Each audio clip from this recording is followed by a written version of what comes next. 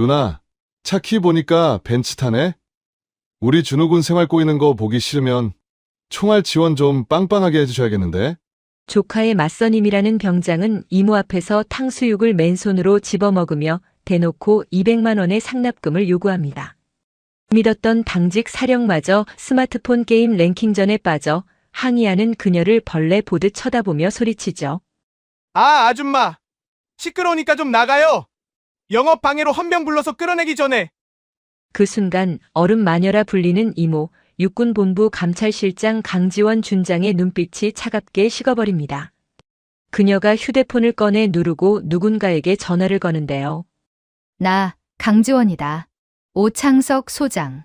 15분 준다. 헌병대장 대동하고 연회장으로 튀어와. 지금 자네 부하들이 나한테 수갑을 채우겠다는데 와서 구경 좀 하지 그래? 건드려서는 안 될 사람을 건드린 최전방 12사단 11중대의 최후.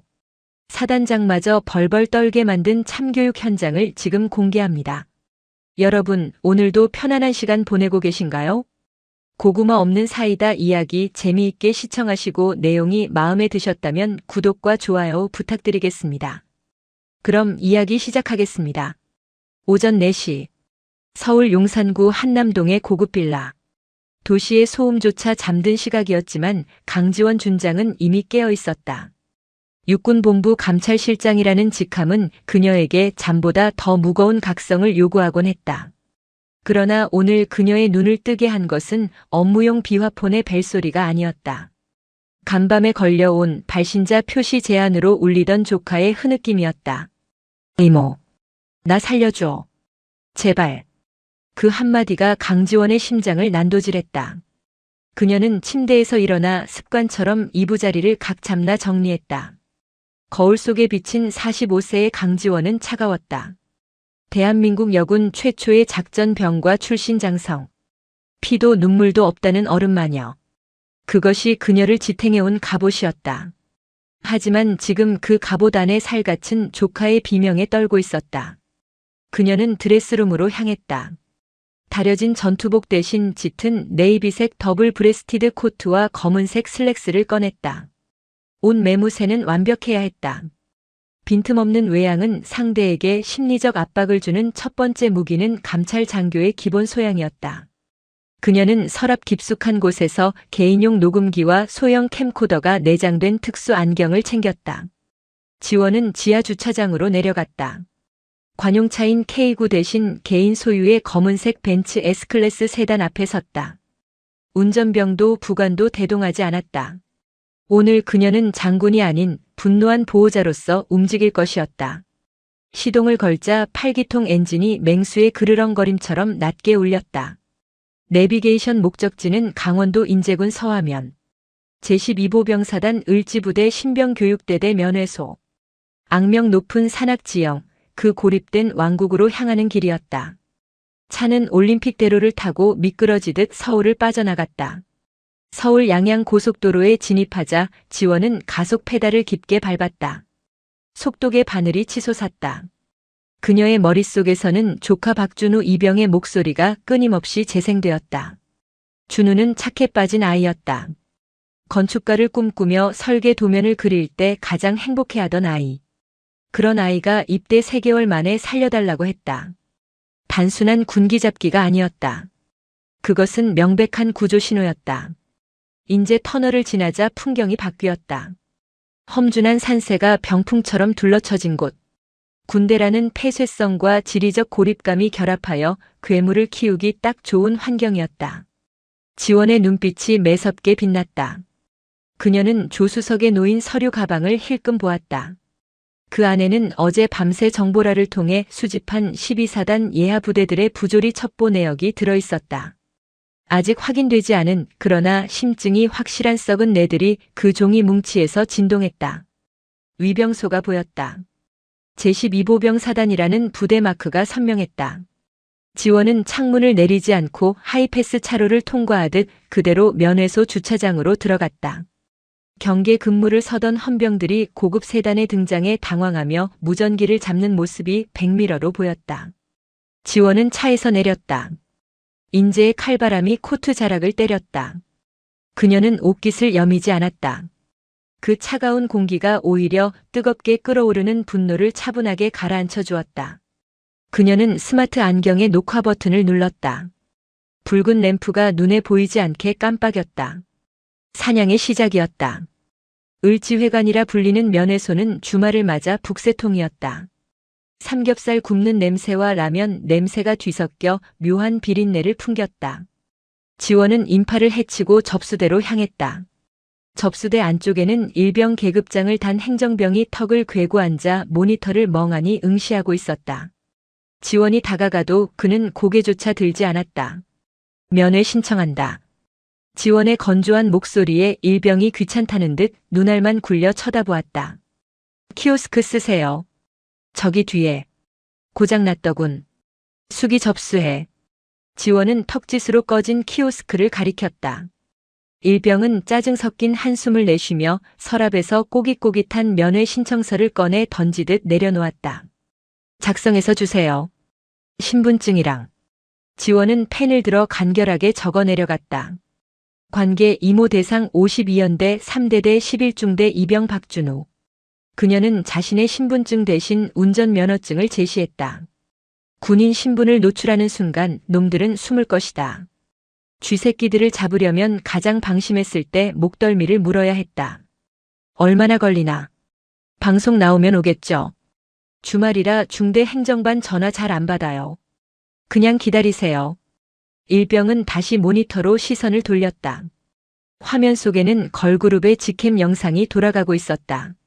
지원은 그 일병의 명찰 김동현을 기억 속에 새겼다. 지원은 구석진 테이블에 자리를 잡았다. 10분, 20분, 30분. 시간은 더디게 흘렀다. 주변 테이블에서는 다른 병사들이 가족과 웃으며 고기를 굽고 있었지만 준우의 모습은 보이지 않았다. 40분이 지나서야 면회소 유리문이 열렸다.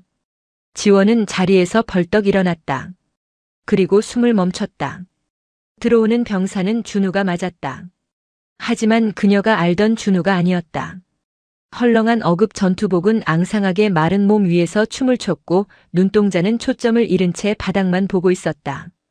걸음걸이는 마치 죄인이 형장으로 끌려오는 듯 위축되어 있었다. 더 충격적인 것은 그의 뒤에 붙어있는 2명의 병사였다. 한 명은 병장 계급장을, 다른 한 명은 상병 계급장을 달고 있었다. 그들은 준우를 호위하는 것이 아니라 감시하고 있었다. 병장은 껌을 짝짝 씹으며 주위를 두리번거렸다. 먹잇감을 찾는 하이에나의 눈빛이었다. 준우야. 지원이 낮게 불렀다. 준우가 흠칫하며 고개를 들었다. 이모. 준우의 눈시울이 순식간에 붉어졌다. 달려와 안기고 싶은 눈치였지만 그는 제자리에 얼어붙은 채 뒤에 서 있는 병장의 눈치를 살폈다. 뭐해? 이모님 오셨잖아. 인사 안 받냐? 병장이 준우의 뒤통수를 툭 쳤다. 툭 소리가 날 정도로 강한 타격이었다. 충성. 이병 박준우. 면회 왔습니다. 준우는 비명에 가까운 관등 성명을 외쳤다. 지원은 주먹을 꽉 쥐었다. 손톱이 손바닥을 파고들었다. 그녀는 애써 미소를 지으며 준우에게 다가갔다. 많이 기다렸지. 앉자. 밥은 먹었어? 지원은 준우를 자리에 앉히며 그의 손을 잡았다. 손등이 거칠었다. 그리고 소매가 살짝 들린 손목 안쪽에 선명한 피멍 자국이 보였다. 훈련으로 생긴 멍이 아니었다. 군화발이나 둔탁한 물체로 가격당한 흔적. 지원의 눈이 차갑게 식었다. 안녕하세요. 이모님. 저는 준우 맞선임 조태구 병장입니다. 옆에는 김민수 상병이고요. 조태구가 뻔뻔하게 맞은편 의자를 빼내 앉았다. 허락도 없었다. 그는 다리를 꼬고 지원을 위아래로 훑어보았다. 그의 시선은 음흉하고 끈적했다. 준우가 이모님 얘기 많이 했습니다. 생각보다 더 미인이시네요. 누님이라고 불러도 되나요? 지원은 대꾸하지 않았다. 대신 준우에게 메뉴판을 밀어주었다. 먹고 싶은 거 시켜. 다 사줄게. 준우야. 너 짜장면 좋아하잖아. 그치? 이모님.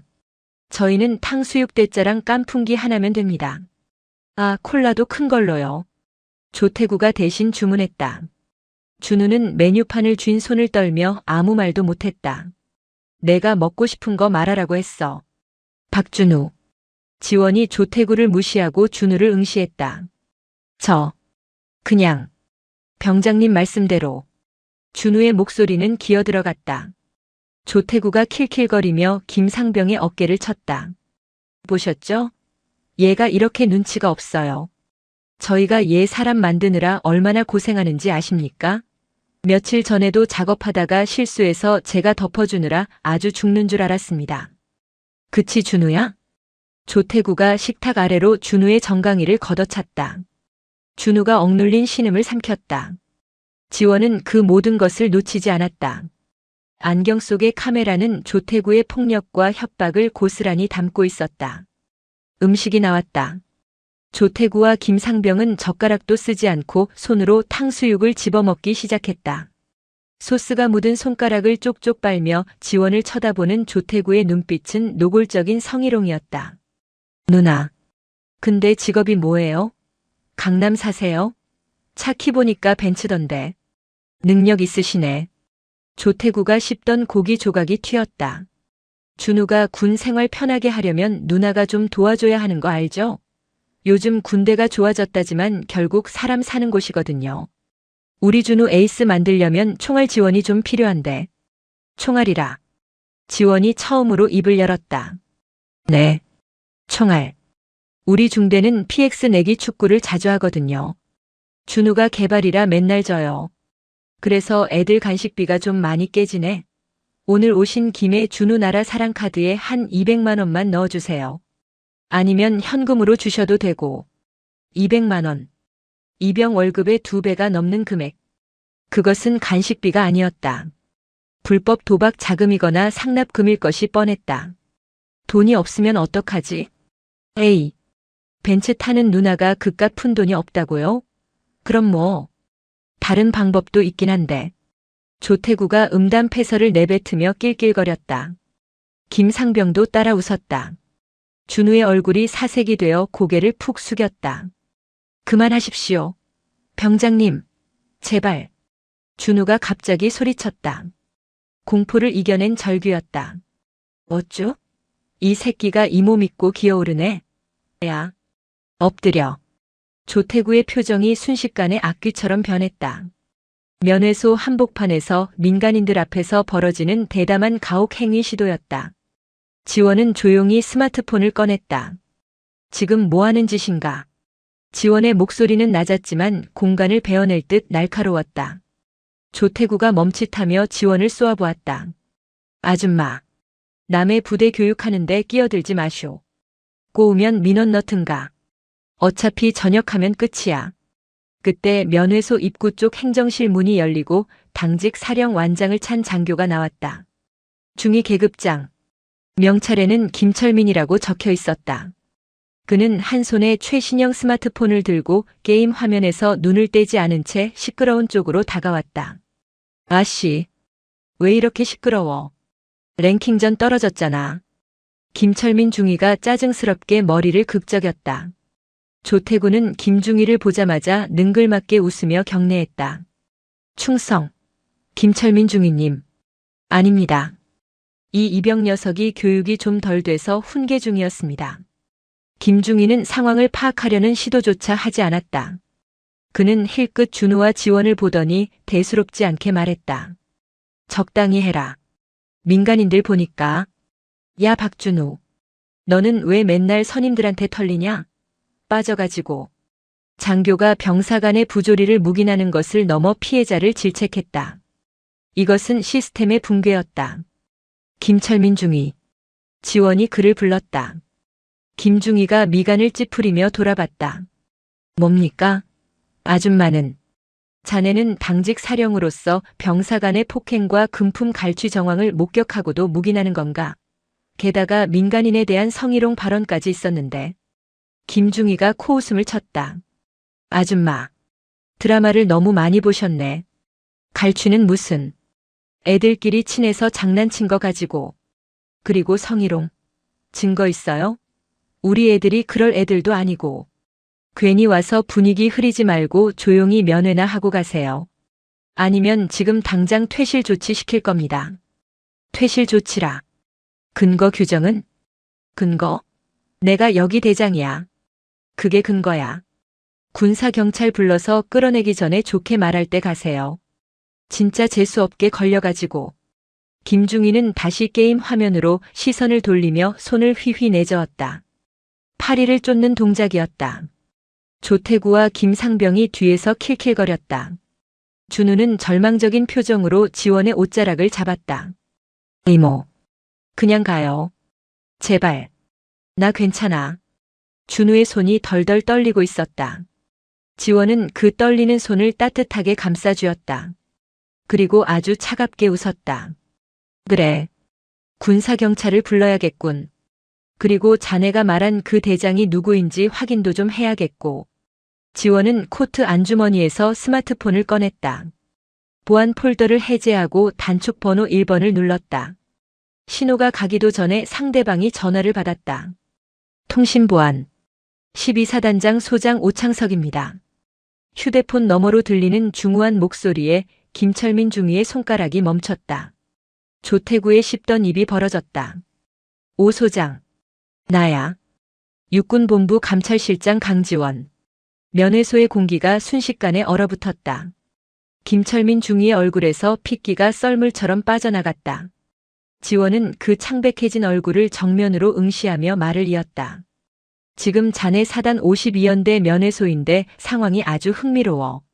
당직 사령이라는 중위놈은 근무 중 게임에 미쳐있고 병장놈은 내 조카한테 금품 갈취에 나한테 성희롱까지 하더군. 오 소장. 자네 부대는 양아치 양성소인가? 수화기 너머에서 오창석 소장의 거친 숨소리가 들렸다.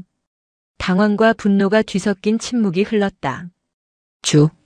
준장님? 지금 그게 무슨 말씀이십니까? 제가 바로. 변명은 와서 해. 헌병대장 감찰참모 대동하고 20분 내로 튀어와. 1분이라도 늦으면 국방부 장관님께 바로 보고 들어간다. 지원은 전화를 끊었다. 그리고 멍하니 서 있는 김철민 중위에게 다가가 그의 손에 들린 스마트폰을 낚아챘다. 화면에는 패배라는 두 글자가 붉게 떠 있었다. 게임 졌네. 근데 어쩌나. 내 인생도 이제 게임 오버인데. 지원은 뺏은 스마트폰을 테이블 위에 탁 내려놓았다. 그 소리가 마치 판사의 의사봉 소리처럼 면회소 안에 울려 퍼졌다. 김철민 중위의 다리가 후들거리기 시작했다. 그는 자신이 건드린 아줌마가 누구인지 뒤늦게 깨달았다. 하지만 버스는 이미 떠났다.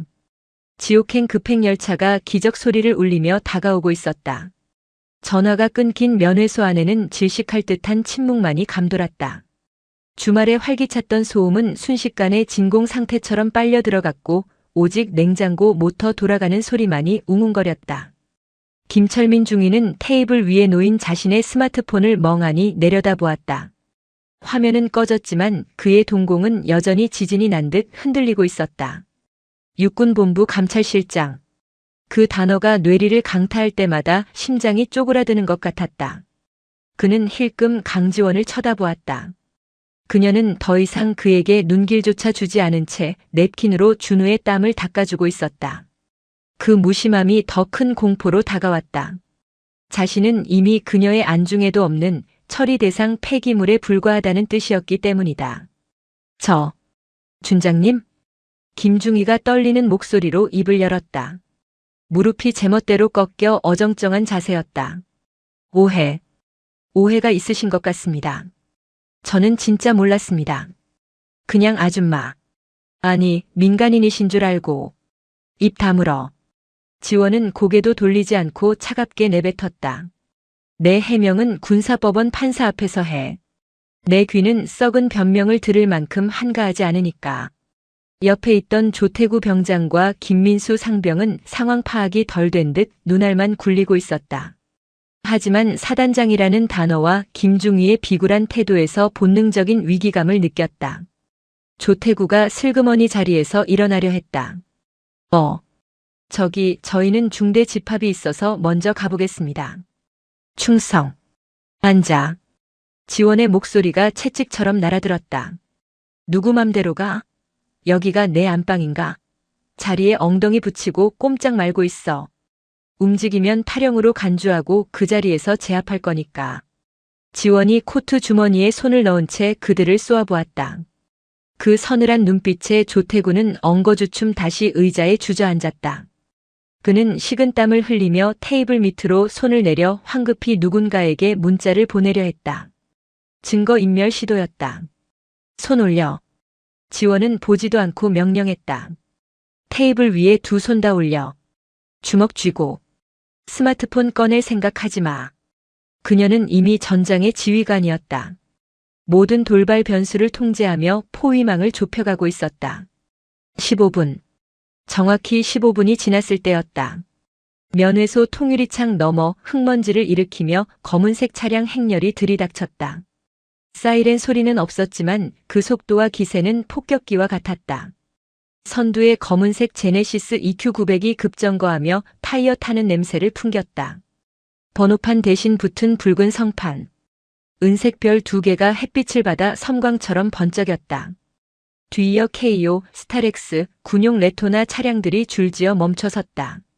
차량 문이 열리기도 전에 헌병들이 뛰어내려 면회소 입구를 봉쇄했다. 전원 기립.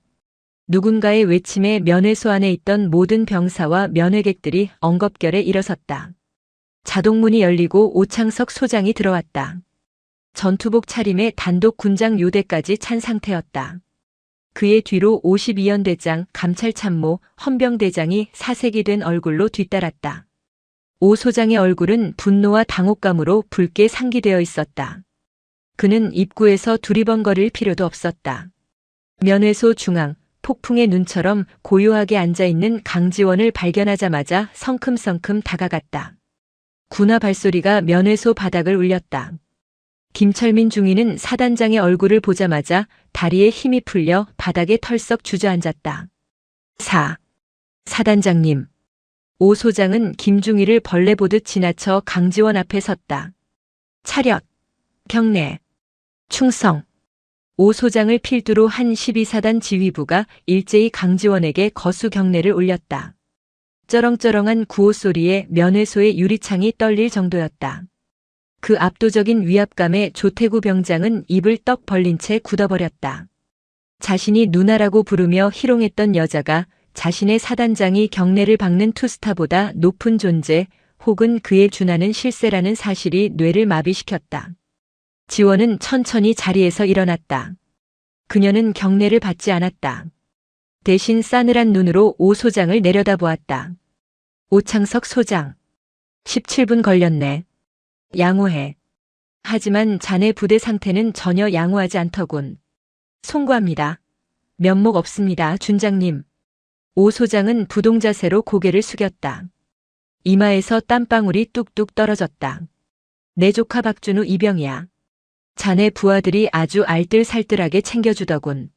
멍이 들 때까지 때리고 월급의 2배를 상납하라고 협박하면서 말이야. 지원은 턱짓으로 바닥에 주저앉은 김철민 중위를 가리켰다. 그리고 저 당직 사령이라는 작자는 나를 아줌마라 부르며 헌병을 불러 내쫓겠다고 하더군. 게임 하는데 방해된다고. 자네 사단은 위계 질서가 아주 독창적이야. 중위가 장군을 쫓아내는 시스템인가? 오 소장의 눈썹이 꿈틀거렸다.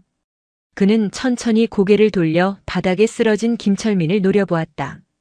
그 눈빛에는 사리가 담겨 있었다. 헌병대장. 예, 헌병대장입니다. 저 중위놈 그리고 저기 앉아있는 병사 2놈. 지금 즉시 긴급 체포해.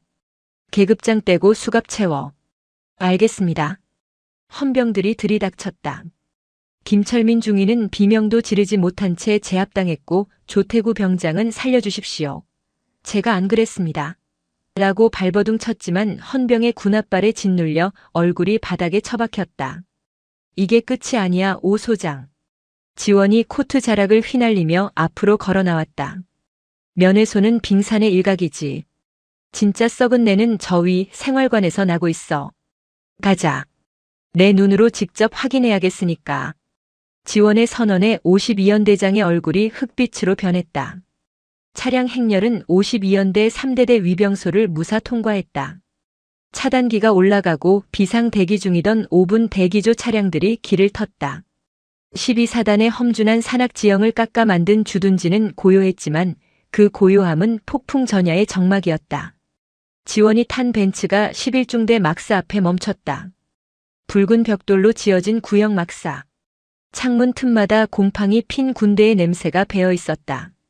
이미 연락을 받은 3대 대장과 11중 대장이 막사 앞에 도열해 있었다. 그들의 복장은 흐트러져 있었고 중대장은 전투와 끈조차 제대로 매지 못한 상태였다. 문 열어. 오 소장의 일갈에 중대장이 허둥지둥 막사 현관문을 열었다. 필승. 11중 대장 대위 최성훈입니다. 지원은 중대장의 관등 성명을 무시하고 안으로 들어갔다. 복도에는 왁스 냄새와 땀 냄새가 뒤섞인 특유의 악취가 났다. 그녀는 멈추지 않고 2층 3소대 생활관으로 직행했다. 뒤따르는 군화 발소리들이 복도를 가득 메웠다. 생활관 문을 열자 점호 대형으로 정렬해 있던 병사들이 일제히 숨을 들이켰다. 사단장을 비롯한 지휘관들이 때로 몰려온 광경은 그들에게 공포 그 자체였다. 박준우 자리 어디야? 지원이 물었다. 뒤따라온 준우가 떨리는 손으로 구석진 침상을 가리켰다. 창문 틈으로 황소바람이 들어오는 가장 열악한 위치였다. 관물대 열어. 준우가 관물대를 열었다. 텅 비어 있었다. 보급받은 속옷 몇 장과 수건이 전부였다. 내 물건들 다 어디 갔니? 내가 사준 시계, 책, 상비약. 준우는 입술을 깨물며 고개를 숙였다. 대답하지 않아도 알 수 있었다. 지원은 몸을 돌려 생활관 가장 안쪽, 소위 왕고들이 쓴다는 따뜻한 자리를 바라보았다. 관물대에는 병장 조태구라는 이름표가 붙어 있었다. 저것 뜯어. 지원의 명령에 헌병 수사관이 다가갔다. 잠깐만요. 영장 없이는. 중대장이 다급하게 막아서려 했다. 비켜. 오 소장이 중대장의 정강이를 걷어찼다. 중대장이 소리를 내며 나뒹굴었다. 감찰실장이 까라면 까는 거지 어디서 혓바닥을 놀려. 이 새끼도 공범이야? 헌병, 이놈도 즉시 격리해. 헌병이 마스터키를 꽂고 조태구의 관물대를 열었다. 철커덕 소리와 함께 문이 열리자 그곳은 작은 편의점이자 전당포였다.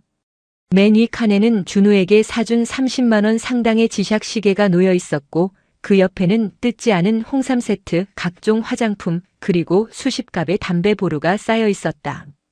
아래 칸에는 컵라면과 냉동식품이 박스째 쟁여져 있었다. 모두 후임병들에게 갈취한 물건들이었다. 하지만 지원이 찾던 것은 그게 아니었다. 전투복 건빵 주머니, 베개 커버 안쪽, 매트리스 및 샅샅이 뒤져. 휴대폰 나올 거야. 하나가 아닐 거다. 헌병들이 전문적인 솜씨로 수색을 시작했다. 1분도 채 되지 않아 조태구의 매트리스 밑을 칼로 찢자 검은색 비닐봉지에 쌓인 스마트폰 3대가 쏟아져 나왔다. 인가받지 않은 불법 반입 휴대폰들인 일명 대포폰이었다. 그리고 전투복 상의 안주머니에서 낡은 수첩 하나가 발견되었다. 지원은 수첩을 넘겨받았다. 첫 장을 펼치자 깨알 같은 글씨로 적힌 숫자와 이름들이 눈에 들어왔다. 11월 2일 박준우, 암기 강요 실패, 벌금 5만 미입금.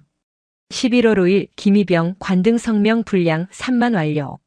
11월 7일 토토 배당금 수령 250만. 단순한 괴롭힘의 기록이 아니었다. 이것은 조직적인 범죄 장부였다. 오 소장. 이거 봐. 자네 부하들이 아주 사업가야. 군대에서 불법 도박 사이트 총판을 하고 있었어. 지원이 수첩을 오 소장의 가슴팍에 던지듯 건넸다. 오 소장이 수첩 내용을 확인하고는 손을 부들부들 떨었다. 사이버 수사대.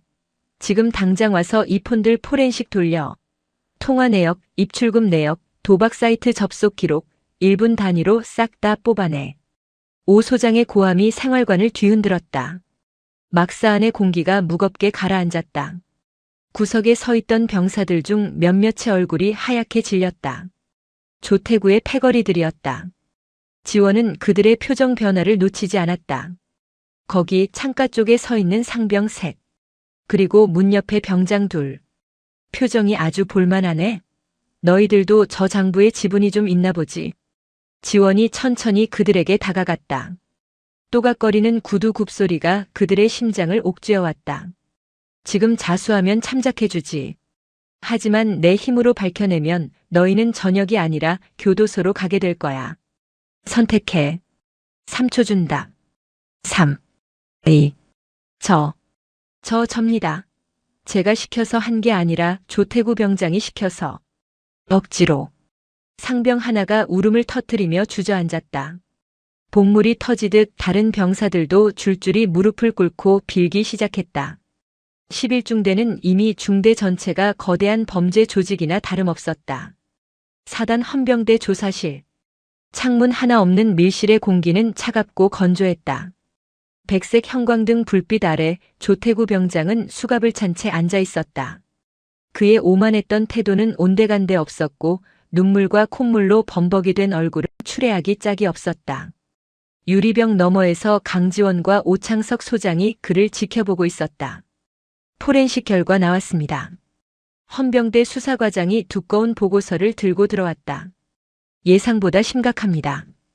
조태구 병장 명예 그리고 차명 계좌 4개를 통해 오고 간 돈이 지난 1년간 총 1억 2천만 원입니다. 대부분 불법 스포츠 도박 사이트 환전 금액이고 그중 약 3천만 원은 중대원 15명에게서 갈취한 돈입니다. 1억 2천. 병사놈이 1억을 만져. 오 소장이 기가 막히다는 듯 탄식했다. 더 심각한 건 이 자금이 상급 부대로 흘러간 정황이 포착되었습니다. 뭐라고? 지원의 눈이 번뜩였다. 조태구의 계좌에서 매달 50만 원씩 특정 계좌로 이체된 내역이 있습니다. 수취인은 김철민. 아까 면회소에서 체포된 당직 사령 11중대 3소대장입니다. 지원이 짧은 조소를 터뜨렸다. 퍼즐이 맞춰졌다. 왜 소대장이 병사들의 폭행을 묵인했는지, 왜 조태구가 그토록 기고만장했는지. 그들은 공생관계였다. 소대장은 병사들의 코 묻은 돈을 상납받아 유흥비로 탕진했고 그 대가로 병장의 왕국 건설을 용인해 준 것이다. 이것은 단순한 개인의 일탈이 아닌 지휘 체계가 썩어 문드러진 구조적 비리였다. 오 소장. 들었지? 소대장이 병사한테 상납을 받아? 이게 군대야? 조폭이지. 오 소장은 입술을 깨물어 피가 배어나왔다. 그는 벽을 쾅 치며 돌아섰다. 김철민 그 새끼 끌고 와. 당장. 잠시 후 옆 조사실에서 김철민 중위가 끌려왔다. 그는 이미 넋이 나간 상태였다. 지원은 직접 조사실 안으로 들어갔다. 철제 의자를 끌어 김철민의 코앞에 놓고 앉았다. 김철민 중위. 자네 계좌 내역을 확보했어. 조태구한테 받은 돈 다 어디에 썼나? 여자? 술? 아니면 자네도 도박했나? 아닙니다. 저는 그냥 빌린 겁니다. 갚으려고 했습니다. 빌려? 소대장이 병사한테 매달 정기적으로 돈을 빌려? 그리고 그 돈이 병사들 등쳐먹은 돈인 줄 몰랐다고 할 텐가? 지원은 스마트 안경을 벗어 테이블 위에 올려놓았다. 이 안경에 자네가 면회소에서 했던 말, 행동 다 녹화되어 있어. 애들끼리 장난이라고 했지? 자네는 범죄를 인지하고도 은폐한 걸 넘어 그 범죄 수익을 공유한 공동정범이야. 군형법상 뇌물수수, 직무유기, 범인 도피. 형량이 얼마나 나올 것 같나? 김철민이 고개를 떨구었다. 잘못했습니다. 한 번만 살려주십시오. 장기 복무 신청했습니다. 제발. 장기 복무? 꿈도 야무지군. 자네는 군복을 벗는 게 문제가 아니야. 감옥에서 썩게 될 테니까. 지원은 자리에서 일어났다. 그녀는 유리병 너머의 오 소장을 향해 고개를 끄덕였다. 헌병대장. 이놈들 진술서, 토시 하나 빼지 말고 다 받아. 그리고 11중대장 행보관도 즉시 소환해. 관리감독 소홀인지 아니면 그들도 한통속인지 밝혀내. 오늘 밤 이 사단에서 편하게 잠잘 수 있는 놈은 아무도 없을 거다. 지원이 조사실을 나서자 복도에는 이미 소문을 듣고 달려온 12사단 예하부대의 모든 지휘관이 도열해 있었다. 별들의 무덤이 될지도 모르는 이 밤 강지원의 하이힐 소리만이 복도를 차갑게 울렸다. 그녀는 멈추지 않았다. 이제 겨우 1라운드가 끝났을 뿐이었다. 썩은 뿌리는 더 깊은 곳에 박혀 있었고 그녀는 그것을 송두리째 뽑아버릴 준비가 되어 있었다. 다음은 연대장실이다. 안내해.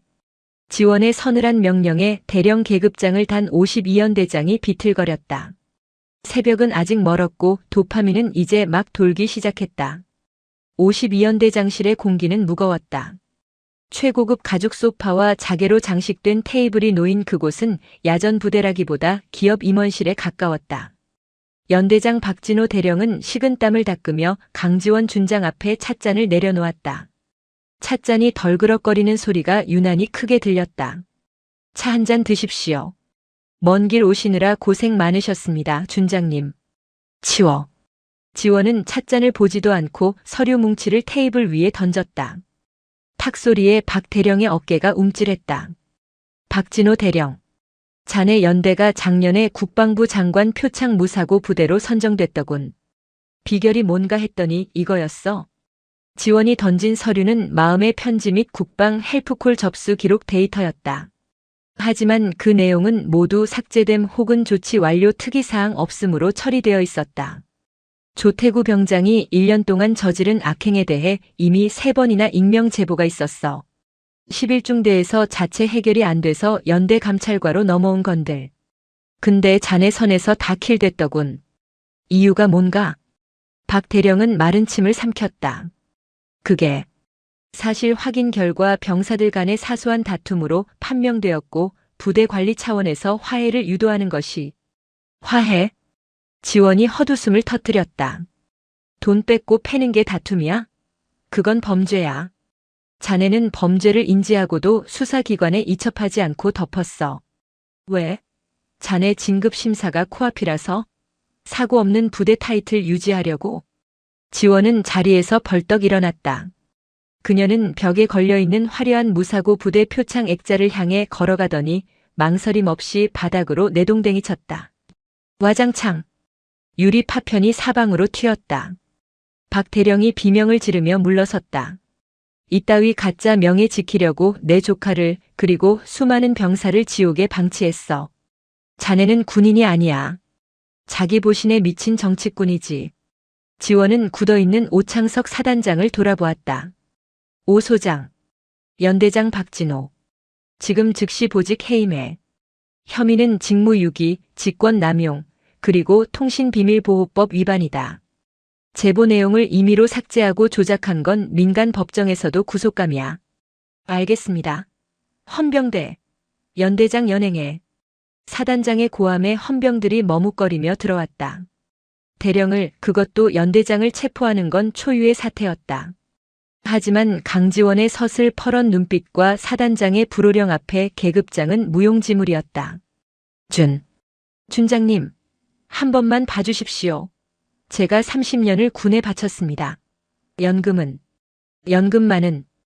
박 대령이 지원의 바짓가랑이를 잡으려 했지만 헌병들에 의해 질질 끌려나갔다.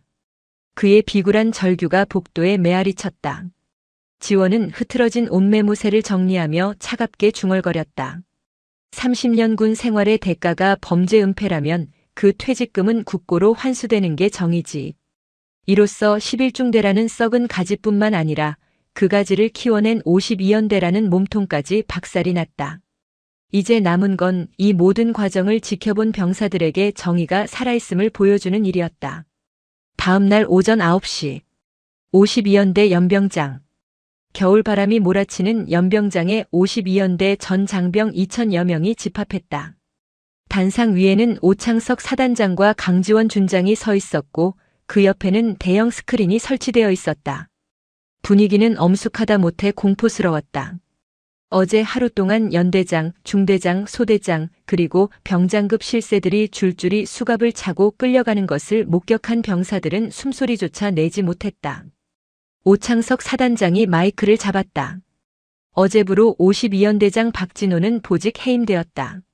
11중대장, 3소대장, 그리고 병장 조태구 외 14명은 구속 수사 중이다. 병사들 사이에서 웅성거림이 일었다. 뜬 소문이 사실로 확인되는 순간이었다. 너희들은 그동안 불의를 보고도 침묵했다. 무서워서 혹은 귀찮아서 아니면 나만 아니면 되라는 생각으로 그 침묵이 괴물을 키웠다. 사단장의 훈시가 끝나고 강지원이 앞으로 나섰다. 그녀는 준비된 원고를 읽지 않았다. 대신 연병장 맨 앞줄 의무대에서 치료를 받고 휠체어에 앉아있는 준우를 잠시 바라보았다. 그리고 병사들을 향해 시선을 돌렸다. 나는 육군본부 감찰실장이다. 하지만 오늘은 한 피해자의 가족으로서 이 자리에 섰다. 지원의 목소리는 스피커를 타고 쩌렁쩌렁 울렸다. 군대는 특수한 조직이다. 계급이 있고 명령이 있다. 하지만 그 어떤 계급도 그 어떤 명령도 인간의 존엄성을 짓밟을 권리는 없다.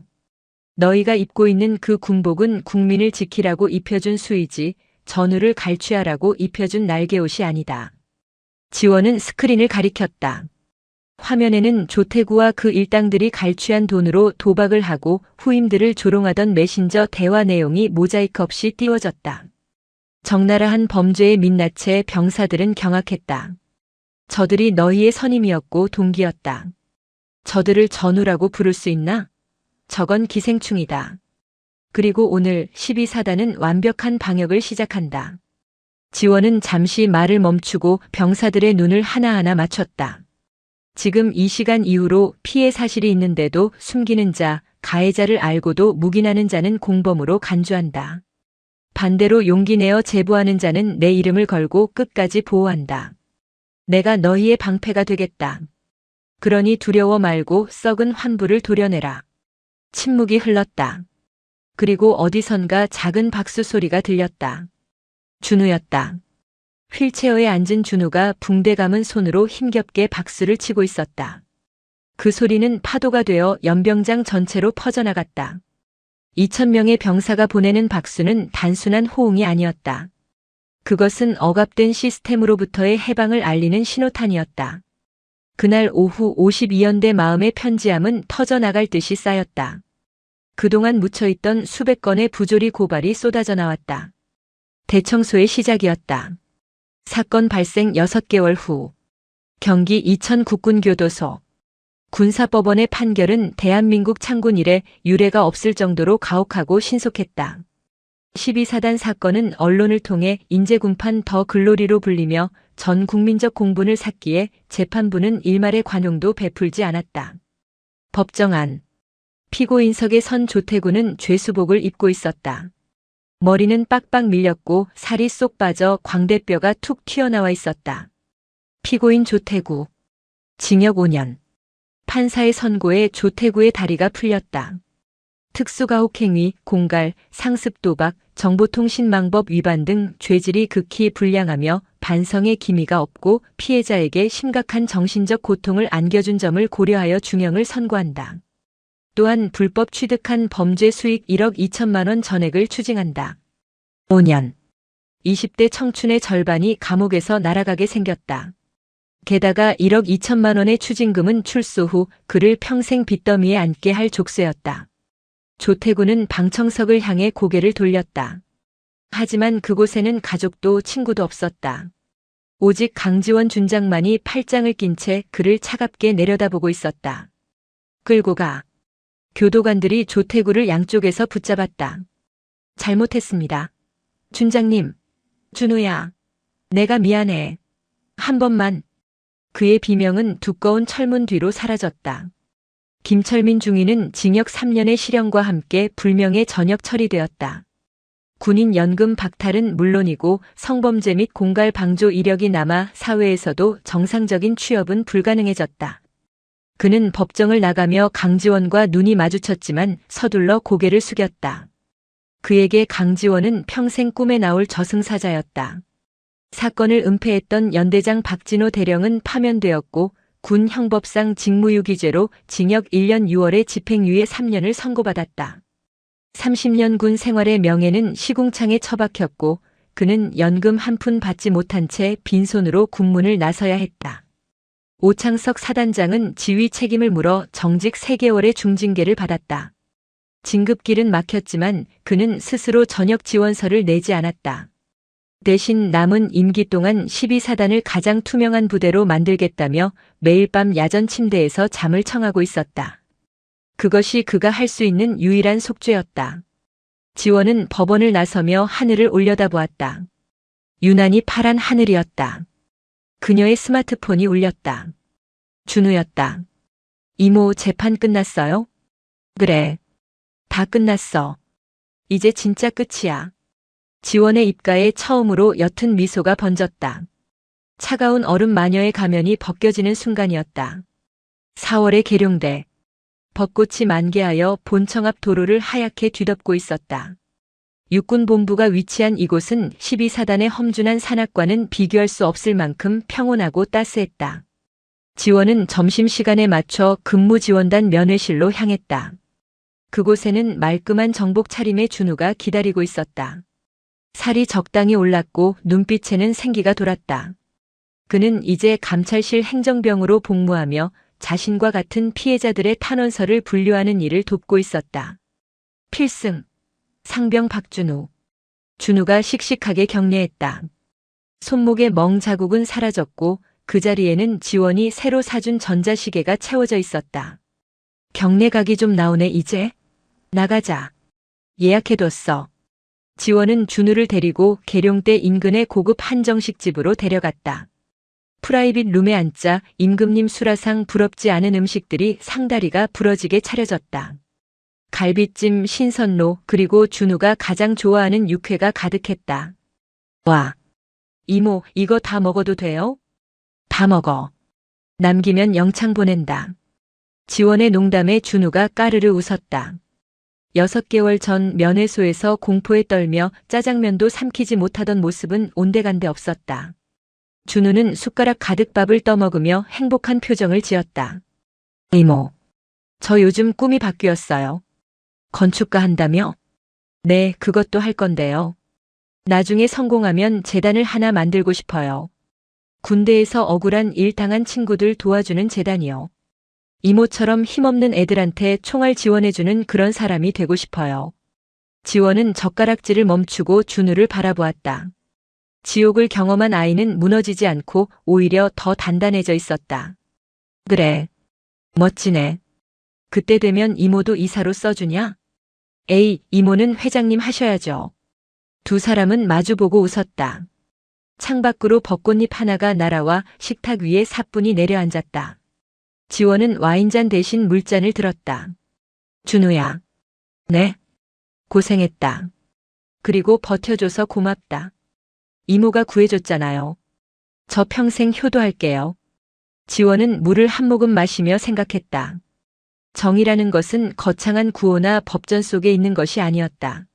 사랑하는 조카가 밥 한 그릇을 맘 편히 비울 수 있게 지켜주는 것. 공포 없이 내일을 꿈꿀 수 있게 해주는 것. 그것이 군인이 그리고 어른이 해야 할 유일한 임무였다. 밥 식는다. 어서 먹자. 따뜻한 봄 햇살이 테이블 위를 비췄다. 혹독했던 겨울은 갔고 그들에게는 이제 진짜 봄이 와 있었다. 12사단에서의 악몽은 흉터로 남겠지만 그 흉터는 준우를 더 강하게 만드는 훈장이 될 것이다. 강지원 준장은 다시 젓가락을 들었다. 오늘은 감찰실장이 아닌 그저 배고픈 조카를 먹이는 이모로서의 점심 식사였다. 이봐요, 아줌마. 그 특시표 나한테 넘기죠. 나 나라 지키는 대대장이야. 마지막 남은 KTX 특실 좌석을 두고 콧대 높은 중령이 한 여성에게 삿대질을 해댑니다. 그것도 모자라 분을 못 이기고 객실까지 쫓아와서는 입에 담지 못할 폭언을 쏟아붓는데요. 민간인을 향한 비겁한 협박. 하지만 그는 꿈에도 몰랐습니다.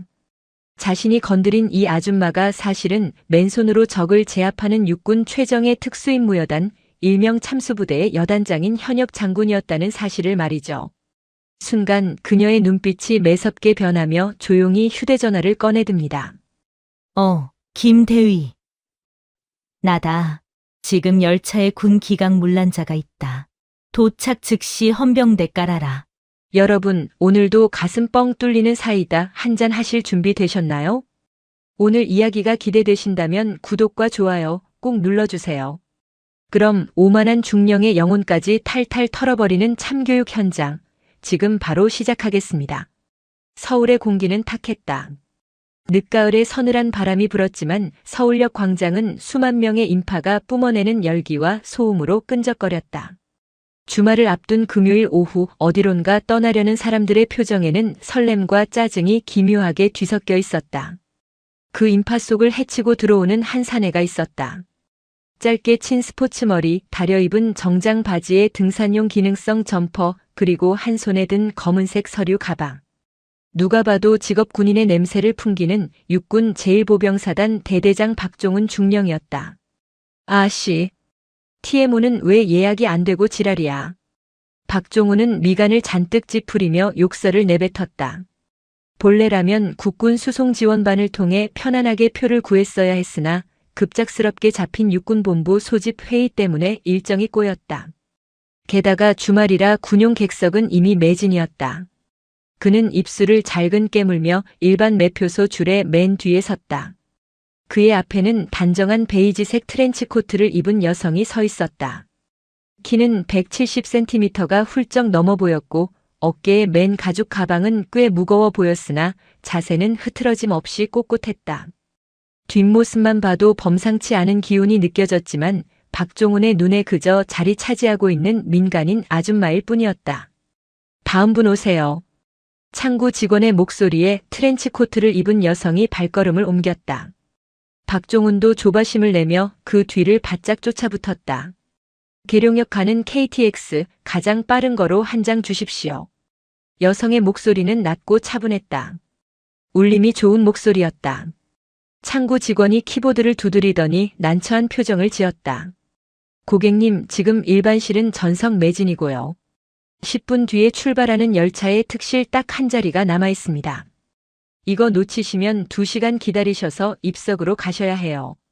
그걸로 주세요. 특실. 여성이 지갑을 꺼내려던 찰나였다.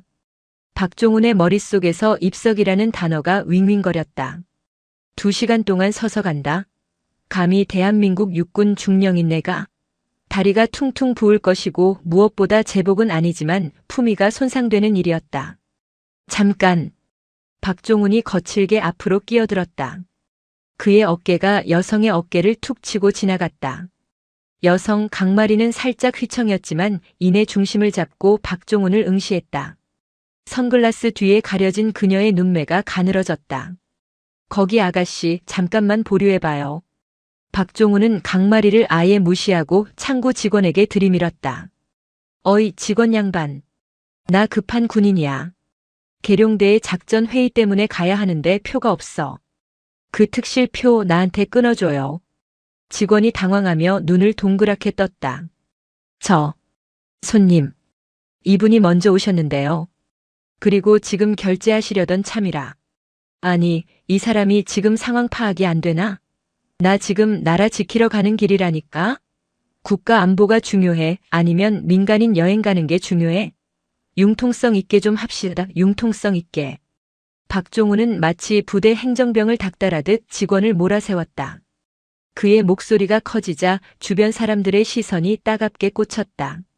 하지만 박종훈에게 그 시선은 부끄러움이 아니라 자신의 권위를 확인받는 무대 장치일 뿐이었다. 그때였다. 뒤로 밀려나 있던 강마리가 천천히 입을 열었다. 비키시죠. 짧고 명료했다. 박종훈은 헛웃음을 지으며 고개를 돌렸다. 선글라스를 쓴 여자가 자신을 똑바로 쳐다보고 있었다.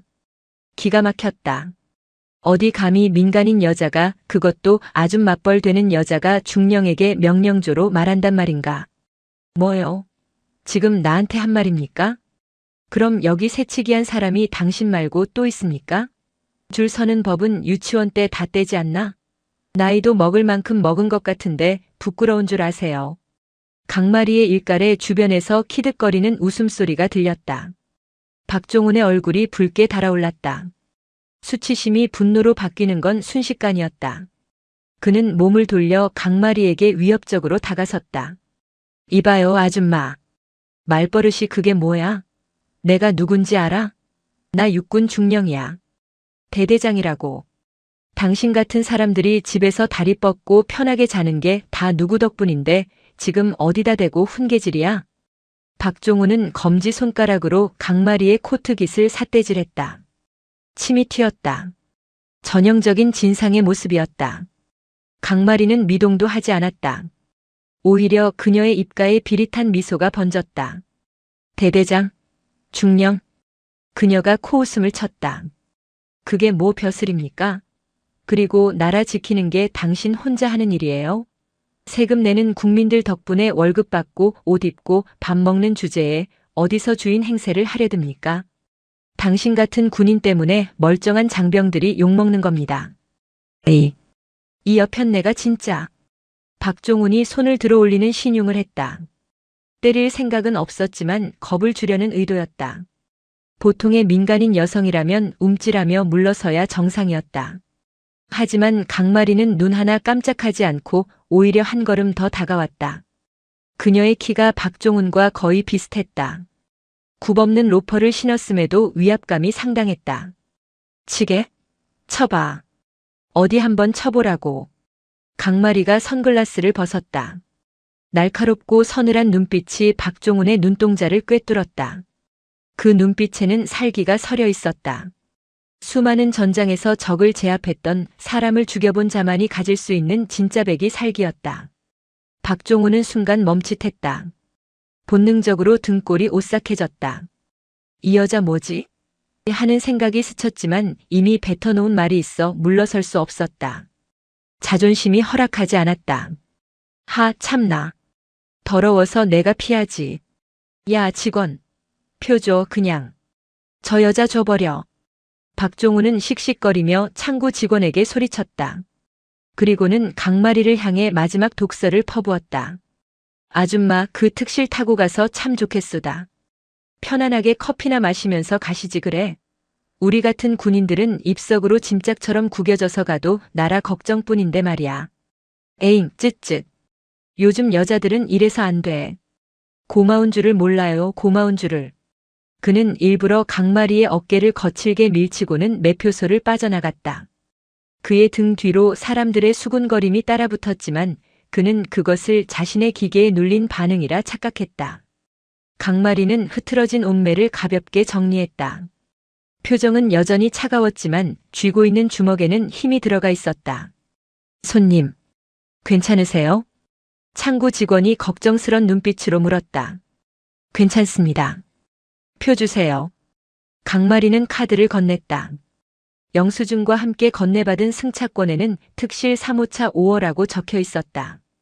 그녀는 승차권을 재킷 안주머니에 넣으며 나지막이 을조렸다. 육군 중령. 제1보병사단. 얼굴은 익혀뒀다. 그녀의 목소리는 작았지만 그 안에 담긴 무게는 결코 가볍지 않았다. 강마리는 시계를 확인했다. 열차 출발까지 7분. 그녀는 천천히 하지만 힘있는 발걸음으로 승강장을 향해 걸어갔다. 사냥감을 발견한 맹수의 걸음걸이였다. 한편 대합실 구석의 자동 발매기에서 씩씩거리며 입석표를 끄는 박종훈은 분이 풀리지 않았다. 감히 민간인 여자가 나를 모욕해? 내가 누군지 알고? 중령이다, 중령. 사단장님도 나를 인정하는데. 그는 편의점에서 캔맥주 하나를 샀다. 근무 중 음주는 금지지만 사복 차림이고 이동 중이니 상관없다는 자기 합리화였다. 시원한 맥주라도 들이켜야 이 화가 가라앉을 것 같았다. 두고 보자.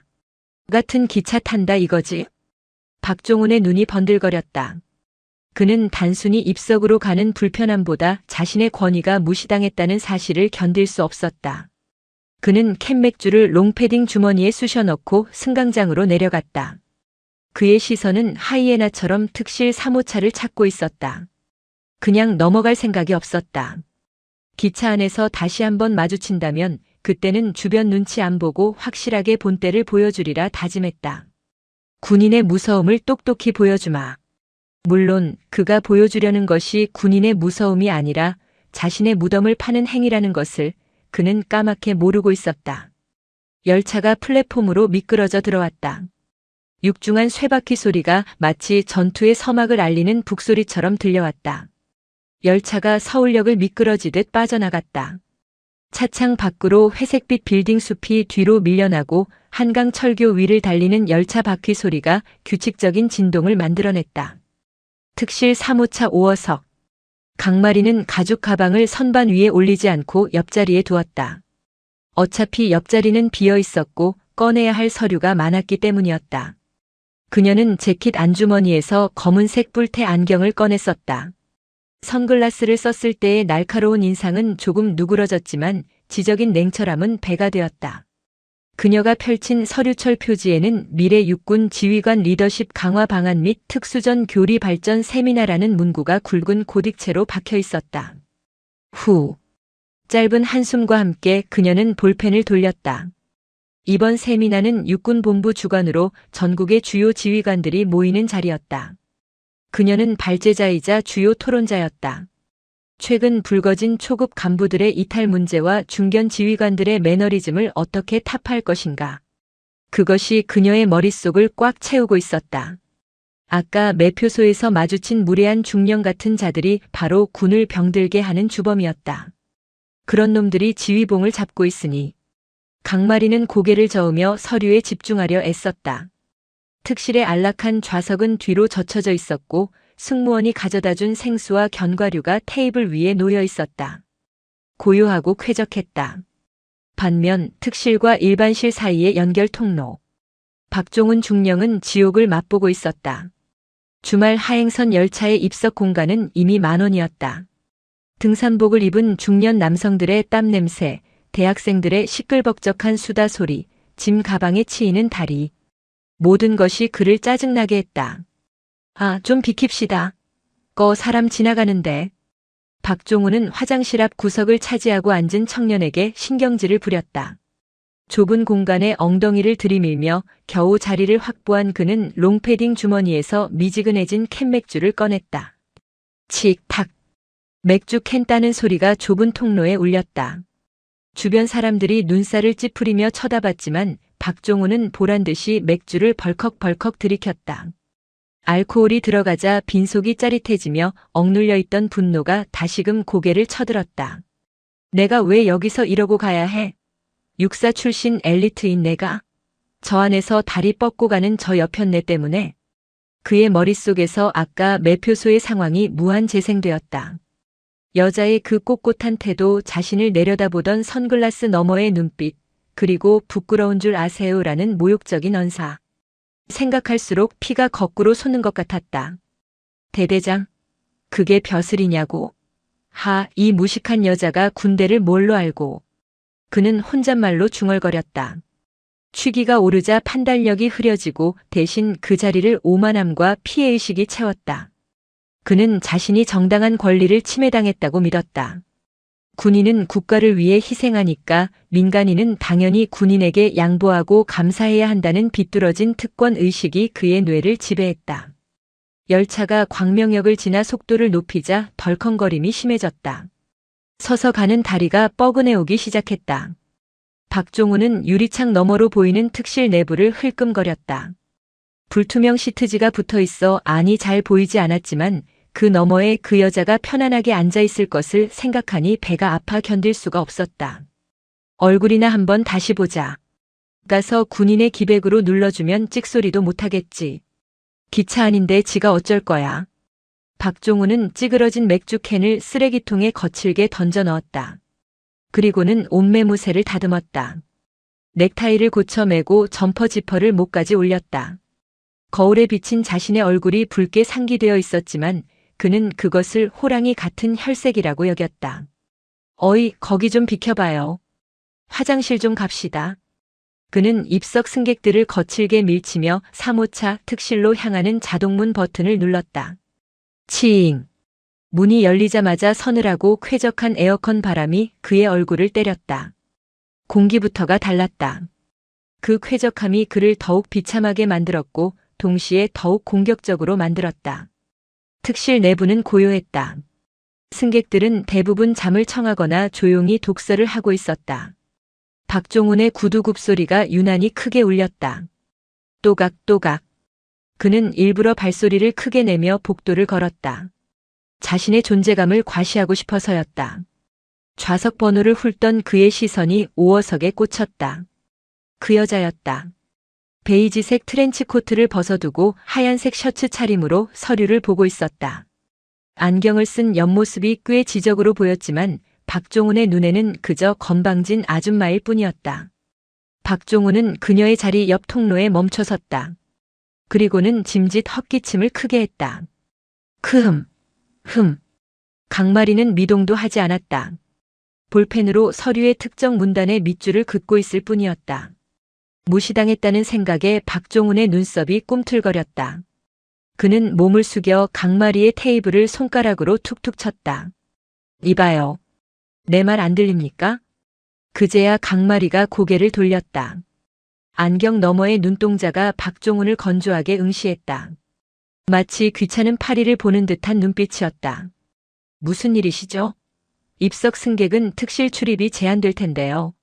사무적이고 차가운 말투. 박종훈은 기가 찼다. 참. 제한? 지금 나한테 규정을 들먹이는 겁니까? 아까 매표소에서는 그렇게 바락바락 대들더니 여기 앉으니까 세상 편한가 보지. 박종훈의 목소리가 커지자 주변 승객들이 하나둘씩 잠에서 깨어 쳐다보기 시작했다. 하지만 박종훈은 아랑곳하지 않았다. 오히려 관객이 생긴 것을 반겼다. 자리는 편안하십니까? 나라 지키는 군인은 문 밖에서 짐짝 취급당하며 서서 오는데 우리 세금으로 혜택받는 민간인은 아주 상전이 다 됐어. 응? 강마리는 들고 있던 볼펜을 테이블 위에 조용히 내려놓았다. 그리고 몸을 돌려 박종훈을 정면으로 바라보았다. 당신 소속과 계급이 뭡니까? 뜬금없는 질문에 박종훈이 비웃음을 흘렸다. 이제 와서 내 계급이 궁금한가 보지. 겁나나? 아까 말했잖아. 육군 중령. 대대장이라고. 병력 500명을 움직이는 지휘관이란 말입니다. 알아듣겠어요? 중령. 대대장이라. 육사 출신입니까? 그래. 육군사관학교 정규 졸업생이다. 엘리트 코스 밟은 정통 야전 군인이란 말이다. 당신 같은 아줌마들이 백화점에서 쇼핑할 때 나는 최전방에서 철책 지키며 청춘을 바쳤어. 박종훈은 가슴을 펴며 거드름을 피웠다. 강마리는 혀를 찢차며 고개를 가로저었다. 육사에서 그렇게 가르치던가요? 민간인에게 행패 부리고 공공장소에서 소란 피우라고. 생도 신조에 그런 내용이 있었나 보죠? 행패? 야, 이 여자가 진짜. 박종훈의 얼굴이 시뻘개졌다. 그는 더 이상 존댓말을 쓸 필요도 없다고 느꼈다. 너 말 다 했어? 내가 누군지 알고 자꾸 훈계질이야? 너 남편 뭐 하는 사람이야? 남편 믿고 까부는 거야? 아니면 아들이 군대라도 갔나? 내가 전화 한 통이면 너네 아들 군 생활 꼬이게 할 수도 있어. 알아? 이것은 명백한 협박이었다. 주변 승객들이 웅성거리기 시작했다. 저 사람 왜 저래? 군인이 민간인 협박하는 거야? 신고해야 하는 거 아니에요? 하지만 박종훈의 귀에는 아무것도 들리지 않았다. 그는 지금 이 건방진 여자의 길을 꺾어 놓아야 한다는 생각뿐이었다. 그는 강마리의 테이블 위에 놓인 서류를 턱짓으로 가리켰다. 그리고 이건 뭐야? 무슨 부동산 계약서라도 보나? 치워. 꼴 보기 싫으니까. 그가 손을 뻗어 강마리의 서류를 낚아채려 했다. 탁! 그 순간 강마리의 손이 박종훈의 손목을 낚아챘다. 전광석화 같은 속도였다. 박종훈은 외마디 비명을 질렀다. 여자의 악력이라고는 믿기지 않을 정도로 강한 힘이 손목뼈를 조여왔다. 마치 강철 수갑이 채워진 것 같은 고통이었다. 에이, 이거 안 나? 미쳤어? 군인 몸에 손을 대? 강마리는 천천히 자리에서 일어났다. 앉아있을 때는 몰랐던 그녀의 기백이 박종훈을 압도했다. 그녀는 박종훈의 손목을 잡은 채 그의 눈을 무섭도록 차갑게 노려보았다. 군인 몸? 당신이 지금 군인입니까? 내 눈에는 군복 벗고 술 냄새 풍기며 주정 부리는 양아치로밖에 안 보이는데. 그녀의 목소리는 낮았지만 객실 전체에 쩌렁쩌렁하게 울렸다. 에이, 이거나 폭행이야. 민간인이 영관 장교를 폭행했다고. 박종훈은 손목을 비틀어 빼내려 했지만 강마리의 손은 꿈쩍도 하지 않았다. 그녀의 손등에 힘줄이 돋아 있었다. 특전사 시절 맨손으로 남성 대원들을 제압하던 그 힘이었다. 강마리는 박종훈의 손목을 거칠게 밀어내듯 놓아주었다. 박종훈은 뒤로 비틀거리며 옆 좌석 등받이에 부딪혔다. 너 진짜 큰일 났어. 내가 헌병대. 아니 군사경찰 부를 거야. 상관 모독죄에 민간인 폭행죄로 콩밥 먹게 해줄게. 당신 이름 뭐야? 주민등록증 내놔. 박종훈은 휴대전화를 꺼내 들고 어디론가 전화를 거는 신용을 하며 악을 썼다. 그래, 신분 확인 중요하지. 강마리는 담담하게 말했다. 서로 신분 확실하게 까고 시작합시다. 그래야 나중에 딴소리 안 하지. 그녀는 테이블 위에 놓여있던 가방을 열었다. 그리고는 목걸이 형태의 신분증 케이스를 꺼냈다. 줄을 풀어 손에 쥔 그녀는 신분증이 보이도록 박종훈의 눈앞에 들이밀었다. 잘 봐. 내 관등 성명. 박종훈은 코웃음을 치며 신분증을 들여다보았다. 공무원증이겠거니 기껏해야 5급 사무관 정도 되겠거니 생각했다. 하지만 그의 동공이 지진이 난 듯 흔들리는 데는 1초도 걸리지 않았다. 사진 속의 강마리는 정복을 입고 있었다. 그리고 어깨에 달린 계급장은 무궁화가 아니었다. 은빛으로 빛나는 별 하나. 준장. 그리고 그 아래 적힌 소속과 직책. 육군특수전사령부 제13특수임무여단장 준장 강마리. 박종훈의 입에서 바람 빠지는 소리가 났다. 머릿속이 하얗게 변했다. 준장? 여단장? 특수임무여단? 특수임무여단은 참수부대로 불리는 육군 최정예 전력이다. 그곳의 지휘관이라면 단순히 별 하나가 아니다. 야전성을 인정받은 진짜 중에 진짜 군인이다. 게다가 특전사 여단장이면 체력과 무도 실력이 인간의 범주를 벗어난 괴물들이다. 손목이 아픈 이유가 설명이 되었다. 아니, 그게 문제가 아니었다. 장. 잘 안 보입니까? 중령 눈에는 별이 안 보이나 보지. 강마리가 싸늘하게 물었다. 아니. 그게. 박종훈의 다리가 후들거리기 시작했다. 등줄기에서 식은땀이 비오듯 쏟아졌다. 중령이 준장에게, 그것도 직속상관은 아니지만 계급 사회인 군대에서 장군에게 아줌마, 너 양아치 등의 폭언을 퍼붓고 손목을 잡으려 했다. 이건 하극상 중에서도 최악의 하극상이었다. 옷을 벗는 것으로 끝나지 않을 수도 있는 중대 사안이었다. 그때 강마리의 휴대전화가 진동했다. 그녀는 박종훈에게서 시선을 떼지 않은 채 전화를 받았다. 김대위. 나다. 그녀의 목소리가 바뀌었다. 지휘관의 위엄이 서린 묵직한 저음이었다. 지금 계룡행 열차 3호차 특실이다. 열차 내에 군 기강 문란자가 한 명 있다. 음주 상태로 추정되고 민간인 승객들에게 행패를 부리고 있다. 그리고 상급자에게 협박과 폭언을 행사했다. 박종훈은 숨이 턱 막혔다. 상급자에게 폭언. 그 말이 사형 선고처럼 들렸다. 계룡역 도착하는 즉시 계룡대 근무지원단 군사경찰대대 대기시켜. 신병 인계해야 하니까. 도주 우려 있으니 승강장 바로 앞까지 오라고 해. 자, 장군님. 박종훈이 비명처럼 그녀를 불렀다. 아니, 애원했다. 한 번만 봐주십시오. 제가 미처 몰라 뵙고 죽을 죄를 지었습니다. 그는 그 좁은 통로에서 무릎이라도 꿇을 기세였다. 오만하던 표정은 온데간데 없고 공포에 질린 비굴한 얼굴만이 남아있었다. 강마리는 통화를 끊고 박종훈을 내려다보았다. 박종훈 중령. 예, 중령 박종훈. 그는 조건반사적으로 차려 자세를 취했다. 특실 안의 승객들이 이 기묘한 상황 반전에 숨을 죽이고 지켜보고 있었다. 자네 아까 뭐라고 했지? 나라 지키는 군인은 대접받아야 한다고. 시정하겠습니다. 틀렸어. 군복 입은 우리가 대접을 요구하는 게 아니라 국민이 우리를 신뢰할 때 자연스럽게 따라오는 게 대우다. 자네 같은 놈들이 그 신뢰를 갉아먹는 기생충이야. 알겠나? 명심하겠습니다. 박종훈의 목소리가 떨렸다. 울음기가 섞여 있었다. 내일 자네 사단장 들어오지. 회의장에서 보자고. 내 입으로 자네 사단장에게 직접 자네의 그 용맹한 기차 안무용담을 들려줘야겠군. 기대해. 강마리는 다시 자리에 앉으며 서류를 집어들었다. 꺼져. 내 눈앞에서 사라져. 박종훈은 죄송합니다. 죄송합니다. 를 연발하며 뒷걸음질 쳤다. 도망치듯 객실 문을 열고 나가는 그의 등 뒤로 식은땀 자국이 선명하게 보였다. 자동문이 닫히자 객실 안에는 다시 정적이 흘렀다. 하지만 이전의 정적과는 달랐다. 승객들은 경외 어린 눈빛으로 다시 펜을 잡은 강마리를 바라보았다. 그녀는 아무 일도 없었다는 듯 다시 볼펜을 돌리며 서류 속으로 빠져들었다.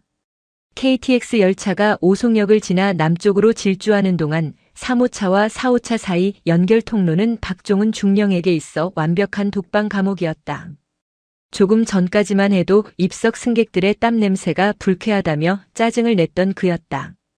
하지만 지금 그는 차라리 그 인파 속에 파묻혀 증발해버리고 싶은 심정이었다. 덜컹거리는 열차의 진동이 척추를 타고 올라와 뇌를 뒤흔들었다.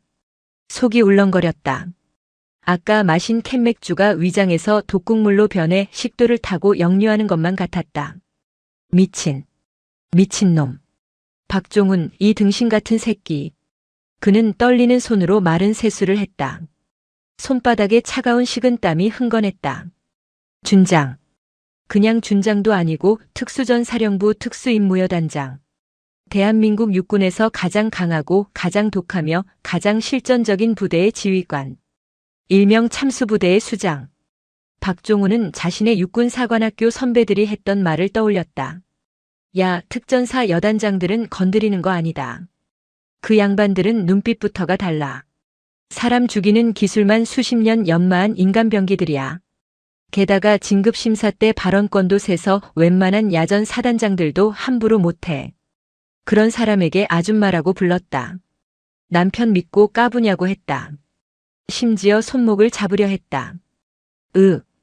단말마 같은 신음이 새어나왔다. 이건 단순한 결례가 아니었다. 상관 모욕, 협박, 폭행 미수.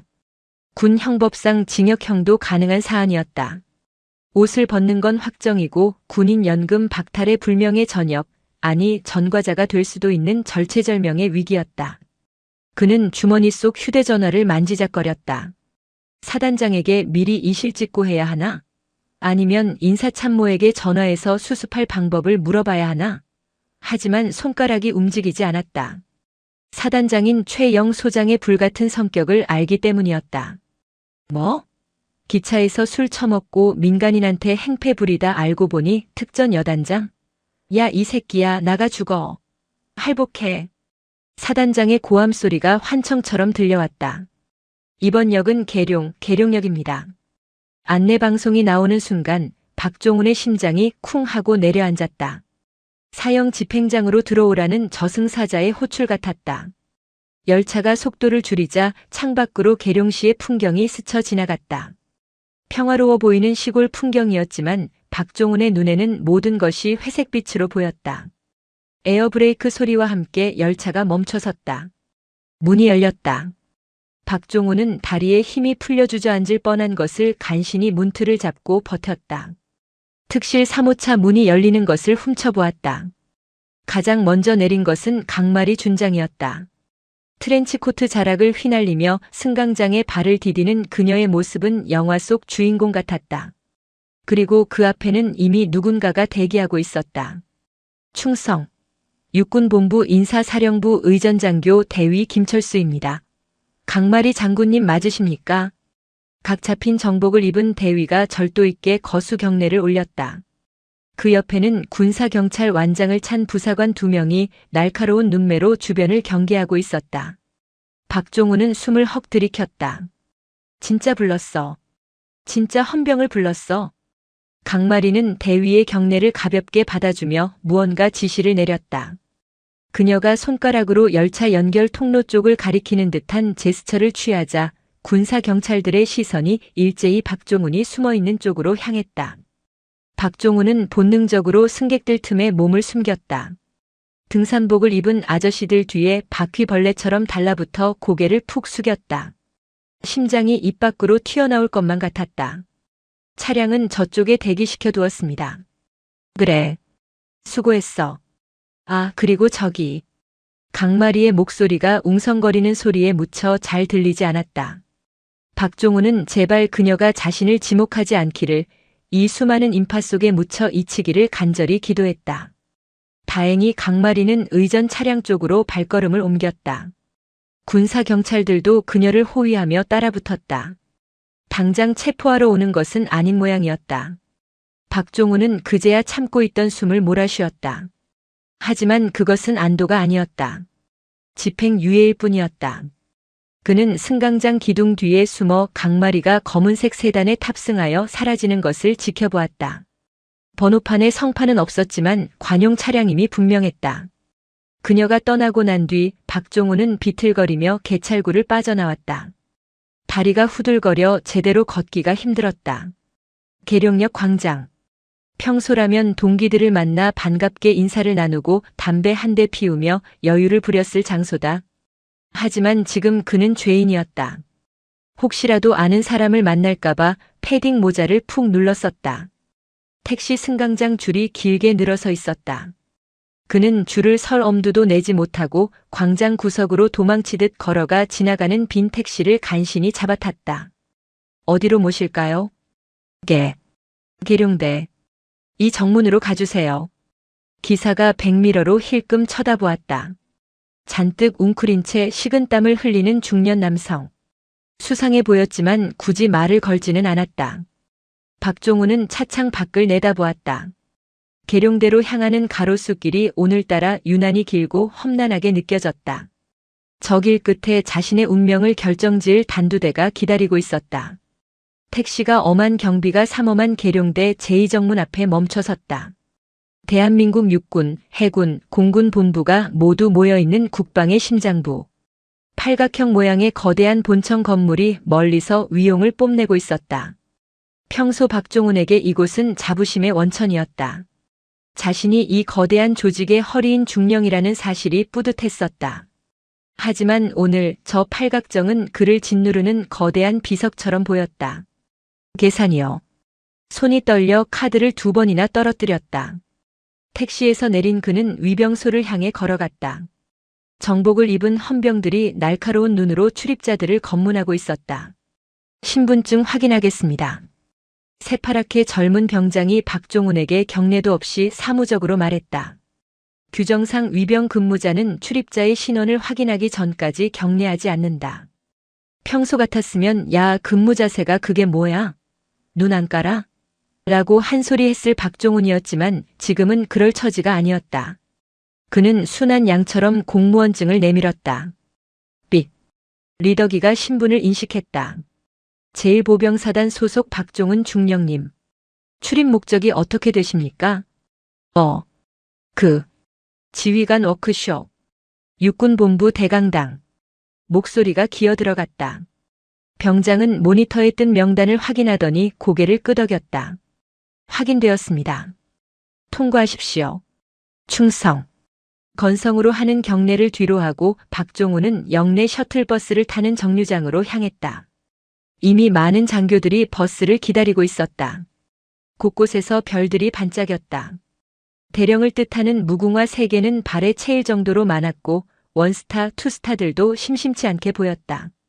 이곳은 별들의 고향이자 계급의 용광로였다.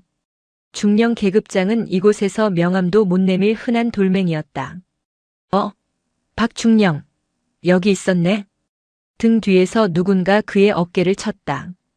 박종훈은 소스라치게 놀라며 뒤를 돌아보았다. 동기인 3군단의 김중령이었다. 아, 김중령. 오랜만이다. 얼굴이 왜 그래? 어디 아파?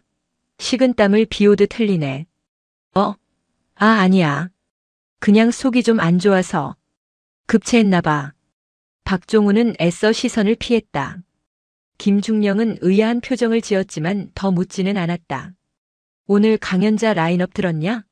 인사사령관님 나오시고 2부에는 특전사령부 쪽에서 나온다던데. 요즘 군 기강 문제 때문에 분위기 살벌하대. 특전사령부.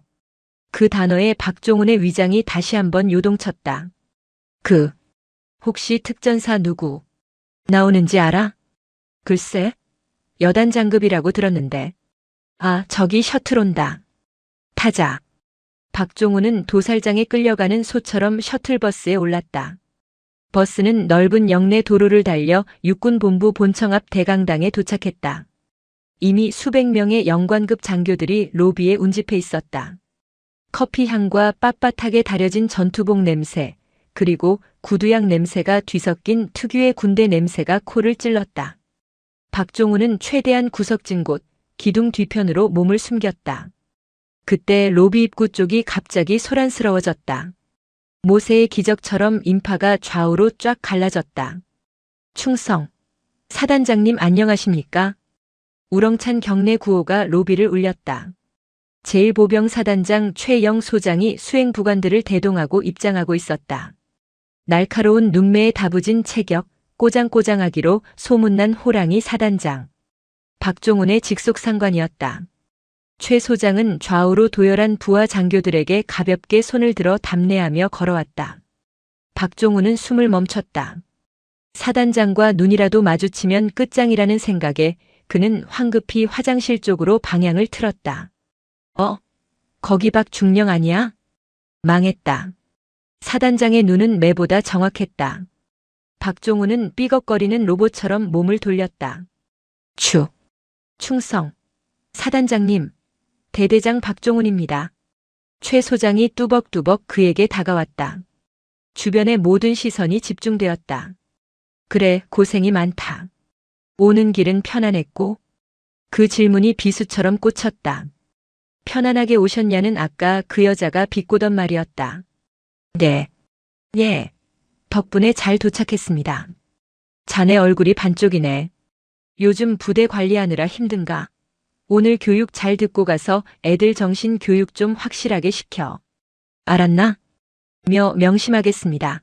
충성. 최 소장은 박종훈의 어깨를 두어 번 툭툭 치고는 귀빈실 쪽으로 사라졌다. 박종훈은 다리에 힘이 풀려 그 자리에 주저앉을 뻔했다. 사단장은 아직 모른다. 아직 보고가 안 들어간 것이다. 하지만 강마리 준장이 정말로 사단장에게 말한다면 내 입으로 자네 사단장에게 직접 들려줘야겠군. 그녀의 차가운 목소리가 귓가에 맴돌았다. 박종훈은 공포에 질려 입술을 깨물었다. 차라리 지금이라도 가서 사단장 바짓가랑이를 잡고 빌어야 할까? 아니면 그 여자 아니 강마리 장군을 찾아가서 석고대죄라도 해야 할까? 혼란스러운 머리를 부여잡고 있는데 안내 방송이 흘러나왔다. 잠시 후 10분 뒤부터 미래 육군 지휘관 워크숍을 시작하겠습니다. 참석자분들은 모두 대강당 안으로 입장하여 착석해 주시기 바랍니다. 심판의 시간이 다가오고 있었다. 육군본부 대강당은 거대했다. 2층 규모의 좌석은 1000여 명의 장교들로 가득 찼다. 무대 정면에는 대형 스크린이 설치되어 있었고 그 위에는 202X년 후반기 미래 육군 지휘관 리더십 워크숍이라는 현수막이 걸려 있었다. 단상 좌우에는 태극기와 육군기가 위엄있게 서 있었다. 좌석 배치는 철저한 계급순이었다. 맨 앞줄 정중앙의 붉은 벨벳 의자들은 장성급 지휘관들을 위한 자리였다. 그 뒤로 대령급 연대장들, 그리고 그 뒤로 중령급 대대장들이 앉게 되어 있었다. 박종훈은 중간열 가장자리, 출구와 가까운 곳에 자리를 잡았다. 여차하면 도망치고 싶은 본능 때문이었다. 하지만 양옆으로 다른 부대 대대장들이 빽빽하게 앉아 있어 꼼짝없이 갇힌 신세였다. 야, 오늘 사회자가 누구래? 인사참모부 과장이겠지. 그보다 2부 강연자가 진짜래. 누군데? 강마리 장군. 그 전설의 여단장. 옆자리 장교들의 속닥거림이 박종훈의 고막을 후벼 팠다. 강마리. 이름만 들어도 오금이 저렸다. 잠시 후 조명이 어두워지고 사회자가 단상에 올랐다. 지금부터 미래 육군 지휘관 리더십 워크숍을 시작하겠습니다. 먼저 국기에 대한 경례가 있겠습니다. 일동 기립. 우르르 일어나는 소리. 엄숙한 애국가가 흘러나왔다. 박종훈은 국기를 바라보았지만 태극 문양이 빙글빙글 도는 것처럼 어지러웠다. 자신이 나라를 위해 충성하는 군인이 맞나? 아니면 그냥 제복 입은 시정잡배였나?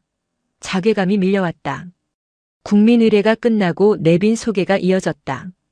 육군 참모차장, 인사사령관, 그리고 각 군단장들이 소개될 때마다 박수가 터져나왔다. 그리고 다음은 오늘 2부 특별 강연을 맡아주신 육군 특수전 사령부 제13특수임 무여단장 강마리 준장님 참석하셨습니다. 사회자의 멘트와 함께 맨 앞줄 귀빈석에서 한 인형이 일어났다. 단정한 정복 차림. 왼쪽 가슴에 달린 수많은 약장들이 조명을 받아 번쩍였다. 특히 오른쪽 가슴에 달린 공수윙과 특수전 휘장은 금빛으로 찬란하게 빛났다. 머리를 단정하게 빗어 넘긴 그녀의 얼굴은 화면으로 확대되어 대형 스크린에 비춰졌다. 객석에서 오 하는 낮은 탄성이 흘러나왔다. 강인함 그 자체였다. 그녀는 뒤를 돌아 수많은 장교들을 향해 절도 있게 목례를 했다. 날카로운 눈빛이 강당 전체를 한번 훑었다. 박종훈은 그 눈빛이 자신과 마주친 것 같아 희익하며 고개를 책상 아래로 처박았다. 제발 나를 못 받기를.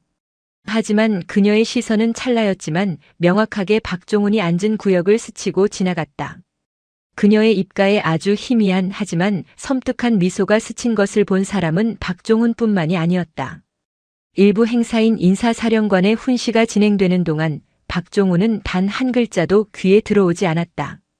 그는 오로지 2부 순서가 오지 않기를, 시간이 이대로 멈춰버리기를 빌고 또 빌었다. 하지만 시간은 야속하게도 빠르게 흘렀다. 이어서 2부 순서를 진행하겠습니다. 최근 군 기강 해이와 초급 간부 이탈 문제가 심각합니다. 이에 대해 현장 지휘관들이 가져야 할 올바른 리더십과 군인 정신에 대해 강마리 장군님의 특강이 있겠습니다.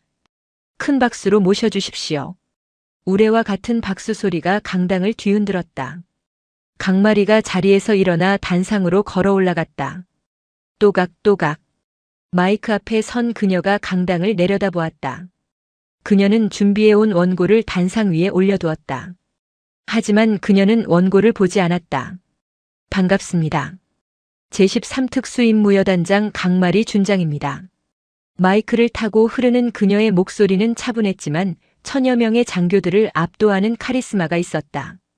오늘 저는 여러분께 거창한 군사 전략이나 전술 교리를 이야기하러 온 것이 아닙니다. 그녀가 잠시 말을 멈췄다. 물 한 모금을 마신 그녀가 다시 입을 열었다. 이 자리에 오기 전 저는 서울역에서부터 이곳 계룡까지 오는 기차 안에서 아주 흥미로운 그리고 아주 참담한 일을 겪었습니다. 박종훈의 심장이 멎었다. 왔다. 올 것이 오고야 말았다. 대한민국 육군 장교의 품격이 바닥까지 떨어지는 현장을 목격했기 때문입니다. 강마리의 시선이 정확하게 레이저 유도 장치처럼 박종훈을 조준했다. 박종훈은 숨을 쉴 수 없었다. 주변의 공기가 진공 상태로 변한 것 같았다. 수백 개의 눈동자가 그리고 단상 위의 별 하나가 자신을 짓누르고 있었다. 대강당의 공기는 차갑게 식어 있었다.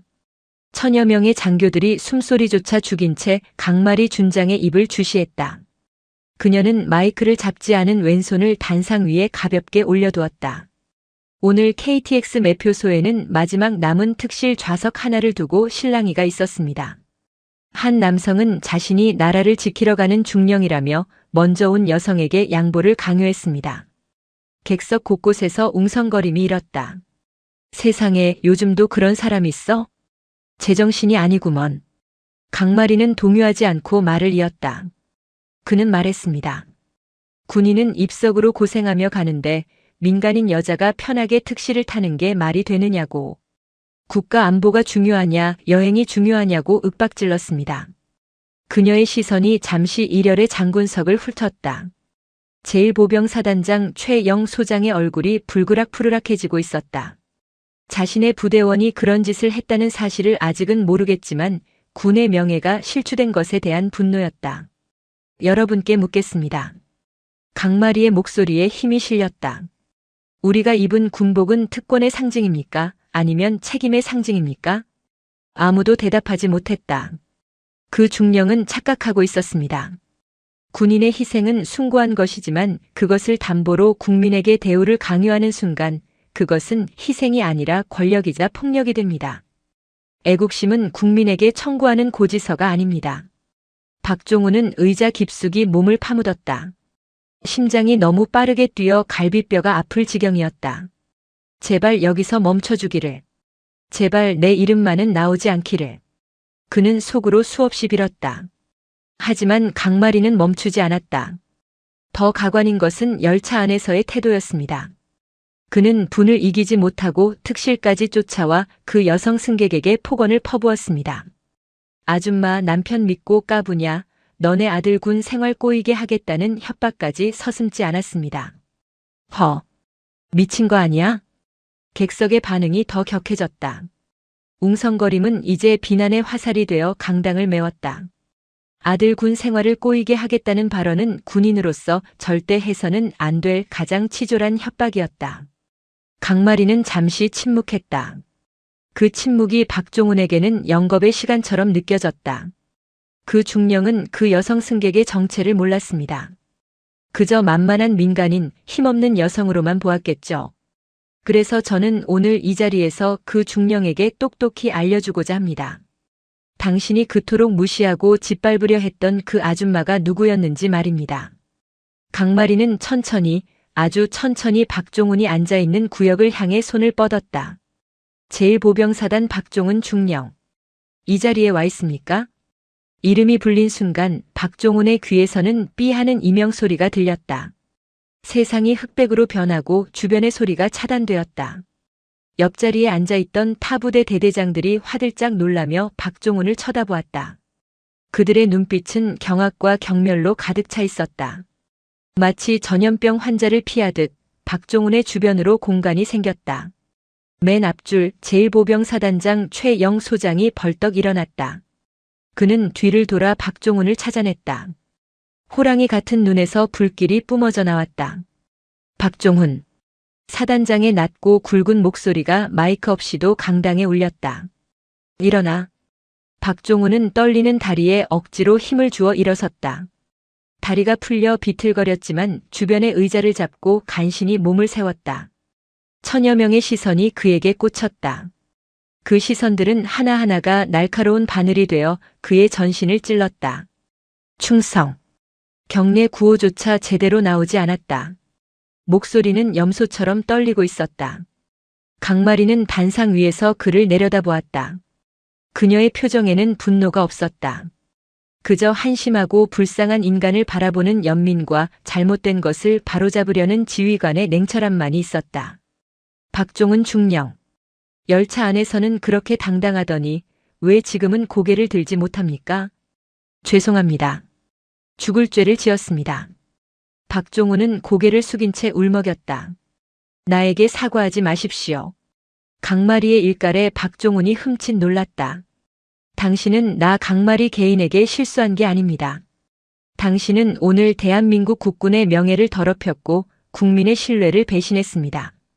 당신이 입고 있는 그 전투복, 어깨에 달린 무궁화 2개가 부끄럽지 않습니까?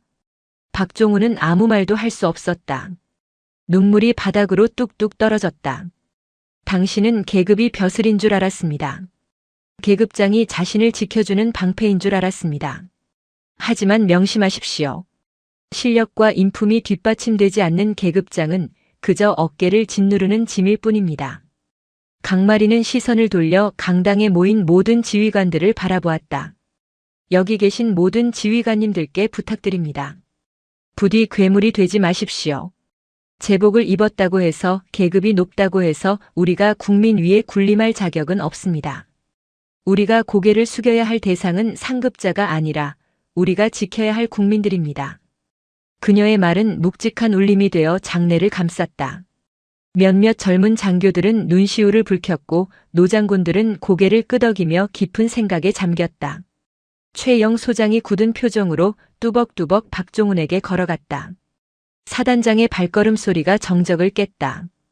박종훈 앞에 선 최 소장은 박종훈의 계급장을 무섭게 노려보았다. 내 부하 관리가 소홀해서 이런 망신살이 뻗쳤군. 강 장군 면목 없습니다. 최 소장이 단상을 향해 정중하게 사과했다. 그리고는 박종훈의 멱살을 잡을 듯이 다가서며 낮게 으르렁거렸다. 따라와. 헌병대 인계는 내가 직접 한다. 박종훈은 사단장과 사단 주임원사에게 양팔이 붙들린 채 질질 끌려나갔다. 그는 나가는 순간까지 강마리를 쳐다보지도 못했다. 그의 뒷모습은 처참하게 무너진 오만했던 권위주의자의 말로 그 자체였다. 박종훈이 끌려나간 뒤 강당에는 묘한 정화의 기운이 감돌았다. 강마리는 준비했던 강연을 차분하게 마무리했다. 진정한 강함은 부드러움에서 나옵니다. 그리고 진정한 권위는 존중에서 나옵니다. 부디 존경받는 지휘관이 되십시오.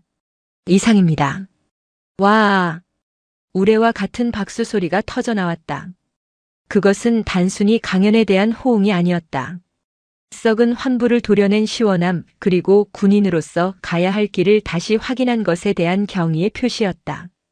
행사가 모두 끝나고 강마리는 대기실에서 짐을 챙겼다. 노크 소리와 함께 문이 열리고 최영 소장이 들어왔다. 호랑이 같던 기세는 온데간데 없고 씁쓸함과 미안함이 가득한 표정이었다. 강 장군, 다시 한번 사과드립니다. 제 얼굴에 제가 침을 뱉었군요.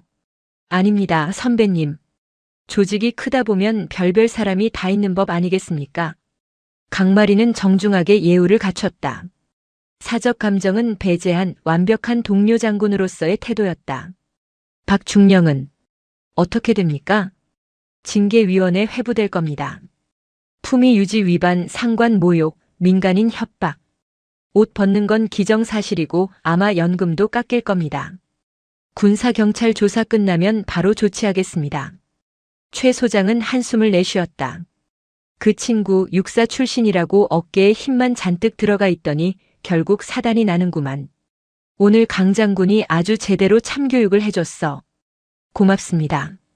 덕분에 다른 놈들도 정신 좀 차리겠지. 과찬이십니다. 저도 많이 배웠습니다. 두 사람은 악수를 나누었다. 계룡대 본청을 나서는 길. 해가 뉘엿뉘엿 지고 있었다. 붉은 노을이 계룡산을 감싸 안았다. 강마리는 대기하고 있던 관용차에 오르려다 잠시 멈춰섰다.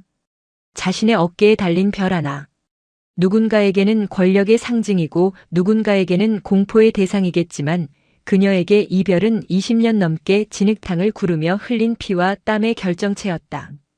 무겁네, 오늘따라. 그녀는 피식 웃으며 차에 올랐다. 장군님 수고하셨습니다. 바로 부대로 복귀하십니까? 운전병의 질문에 강마리는 넥타이를 살짝 풀며 대답했다. 아니, 서울역으로 가자. 예? 서울역 말씀이십니까? 올 때 특실 타고 왔으니 갈 때는 입석으로 가봐야지. 그 중령이 말했던 군인의 고충이 뭔지 내가 직접 서서 가면서 느껴봐야겠어. 운전병이 백미러로 놀란 표정을 지었지만 강마리는 창밖을 바라보며 편안한 미소를 짓고 있었다. 그녀는 진짜 군인이었다. 계룡대의 밤하늘에 별 하나가 유난히 밝게 빛나고 있었다.